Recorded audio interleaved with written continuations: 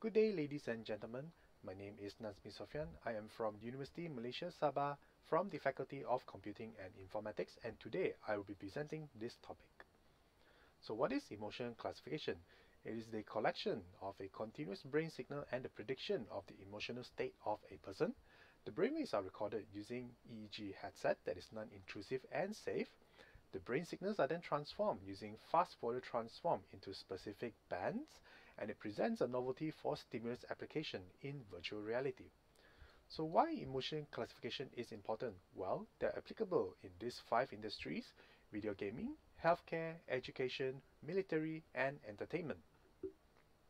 So currently there are 2 reported studies using virtual reality. Fan et al. Uses driving simulation and achieve 88% with KNN algorithm. Hidaka uses arousing VR scenes and achieve 81.33% using support vector machine. Both of them use a multi-sensor setup.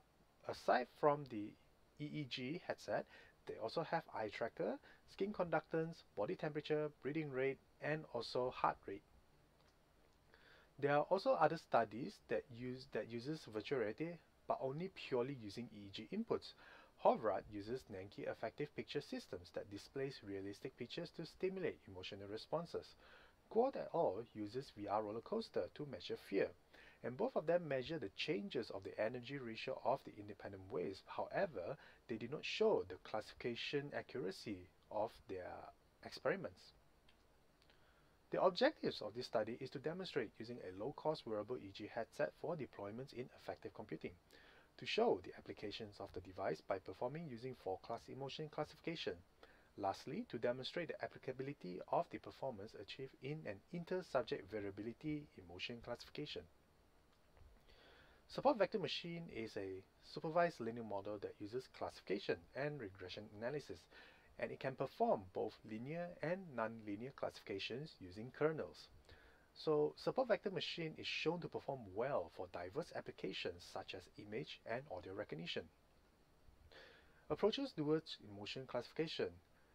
Most effective methods towards emotion classification is by using EEG. However, they can also be used in conjunction with the eye tracker, heart rate, and also facial expressions. The current gap in the research study shows that there are very few studies using EEG in VR, and no emotion studies using EEG exclusively. Medical grade EEG are even more expensive to deploy and time consuming to set up. There are also limited studies on the 4-class emotion classification and even lesser on using inter-subject variability method. When combining both 4-class emotion classification and inter-subject variability method, it is very complex. So in our research methodology, what we did here is that we use a 4-channel Muse headset, EEG headset, that collects from the brainwave positions at TP9, 10, AF7, and AF8. These signals are then decomposed with fast Fourier transform to obtain the 5 bands, and we collected from 31 participants. These participants are shown with a 360 YouTube video, and each quadrant has 4 videos consisting of 80-second continuous stimulation with a transition period of 10-second rest to the next quadrant. So as you can see on the blue boxes, Q4 is calm, Q2 is scared, Q1 is happy, and lastly Q3 is boring. So as you can see there, those are the 4 classes of emotions that we use to evaluate the classification accuracy. After that, we do some data cleanup by running feature extraction and selection, and last but not least, we run with the training and testing results and analysis. So the experimental setup over here is that we use support vector machine with a 10-fold cross-validation method and with a seed of 200. And below we can see the 7 kernels deployed: SVM radio weight, SVM linear, SVM linear 2, SVM poly, SVM radial, SVM radial cos, and lastly SVM radial sigma. And those are all the parameters that were tuned specifically for this particular experiment.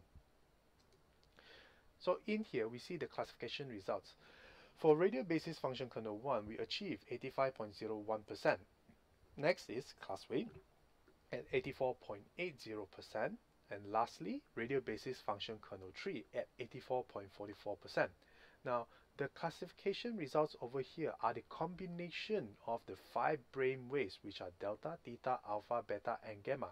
We found that by combining the brainwave signals, it produces better classification results compared to the individual bands in an inter-subject variability approach. So in conclusion, the 4-class emotion classification is a complex and difficult task, especially using EEG. Radio basis function kernel 1 predicts well in a 4-class emotion classification, and the best features are selected from all 5 frequency bands using all the sensors positioned at the frontal and parietal lobes. So for future incorporations, what we plan to do is to implement together with the eye tracker, a heart sensor, and a skin sensor to measure the physiological signals. And these are the references that was used. And this is the Q&A session and the end of my slide. Thank you very much for listening in to my slide.